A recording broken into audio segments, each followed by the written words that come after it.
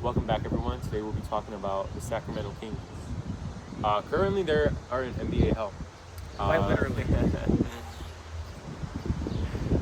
See, the sad thing about Sacramento Kings is, unlike a lot of NBA teams, much to Adam Silver's dismay, is that they actually are trying to compete. They did go into the 2025 and 2026 NBA season thinking that they had a chance to maybe make the playoffs.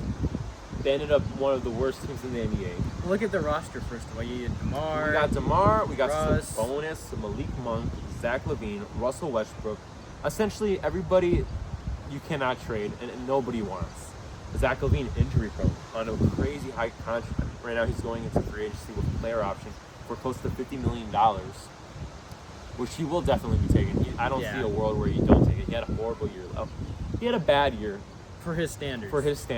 Which is much has to do with injury, but at the end of the day, that is still a bad year, even if it is injury reasons. I don't think you can look at Sacramento Kings and say much positive things besides the fact that the season's over. Yeah. You go into the draft hoping that you get a high pick, and even then, you drop all the way to like number 6 or number 7. I forgot specifically what number they are, but I think the best thing you can do at this point is just trade away whatever you can. I think you still get something high from Malik Monk. A great player that comes off the bench. I think he could be a great starter as well.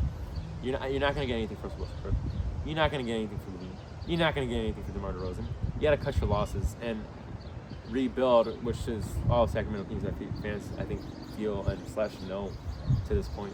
Do you think getting rid of Mike Brown, was that his name? Their No, coach? yeah. No, that was not a good choice. Yes, he had a bad year or a lackluster year, his final year with Sacramento, but he still was he was just like 1 year from winning Coach of the Year. He had a great system going. It wasn't his fault that something's in the line. I think the biggest problem was, well, for once, Fox left. You're not going to be able to. You bring in Zach LaVine. Fox and LaVine are such different players. Not to mention, you didn't think. For instance, one of the reasons why it worked so well when they lost to the Warriors in that year in 2023 is that De'Aaron Fox and Sabonis made a great teammate. They were great teammates with one another. They gave each other the ball. Yeah. Like, even De'Aaron Fox would let Sabonis bring up the ball at times. But Sabonis could not defend.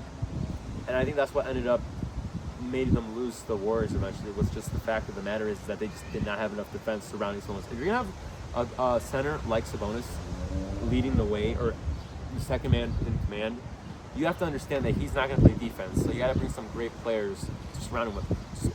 For instance, De'Aaron Fox is a great defender. Because that is the thing with Sabonis. Like, he can score, he can rebound, and he can't block shots. You know. Yeah, he just doesn't do it at elite level, blocking or defending, and that's fine. I hate when NBA teams bring somebody in and try to make them something he's not. Mike Brown did the good, understood that and let him play to his strengths.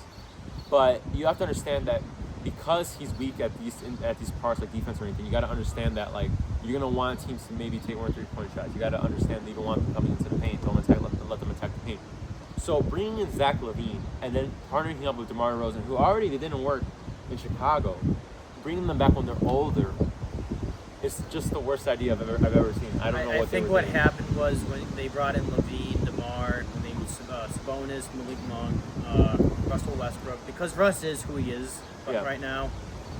They looked at their previous seasons and were like, okay, you know what? Well, these are the guys we want to bring in. Yeah. But when you do that, they did do that, and now there's no direction. Because now you were like the worst team in the league now. So now the question is, what do we do now? See, I think Zach LaVine was way too. Well, for one, he's not a point guard, and so you got a shooting guard, but he's too alike to Malik Monk. Both are great 3-point shooters. Both are good scorers.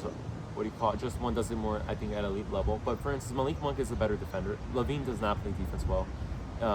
He's improved over the years, but even then, you can see there's times when he falls asleep. He gets too distracted. He tends to keep his eye on the ball too often, and teams will exploit that, and they know to attack LaVine, and even attack his bonus as well, because again, there's no rim protection at all. Yep. You got Keegan Murray, who had a great rookie season, but hasn't done much since. And he's is on a very expensive contract. He was $40 million. Nobody's going to want that. Nobody's going to pay that much money for a guy who can only, and he has struggled at 3-point shooting at times. So you don't even know what you're getting if you would trade for Keegan Murray. You don't know who you're getting. And at this point, it's just tearing it all down. You're not getting any valuable picks. You're not going to get, you didn't get a high pick in this draft. All you can do is restructure. And I think the biggest thing is just shipping off Sabonis. That's like the biggest thing. Get Sabonis out of there. And because you're going to have to keep Levine no matter what. Nobody's going to take him. You can't trade him away. They just really dug themselves into a hole.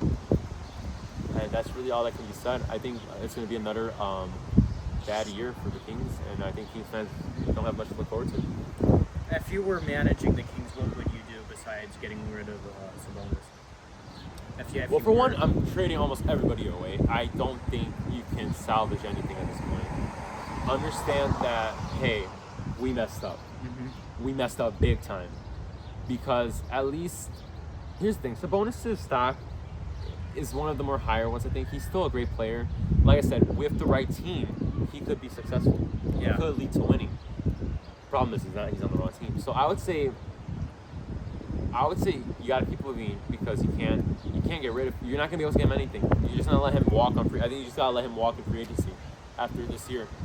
I think you trade away DeRozan. I think you trade away Sabonis. I think you trade away Malik Monk. Even I think you Keegan Murray. Even if you get the chips on, you get pennies on the dollar for Keegan Murray. Get him out of here. He's young, but he's just way too expensive. I think again, and then just rebuild even just for 1 or 2 years. Play really, it's just really bad basketball. Hope that the lottery guys are in your favor, and then just go from there and see what you can get from that. Because also a big problem is that whenever you're going to California, a lot of superstars are not signing with Sacramento Kings. They're signing with the Lakers or Clippers now. Yeah. Like nobody looks, or even Warriors. Nobody's looking at Sacramento anymore. So you just gotta take your loss and just try your best at this point. I mean, there's nothing much that can be done besides that. But yeah, that pretty much sums it all up. Thank you guys so much for watching.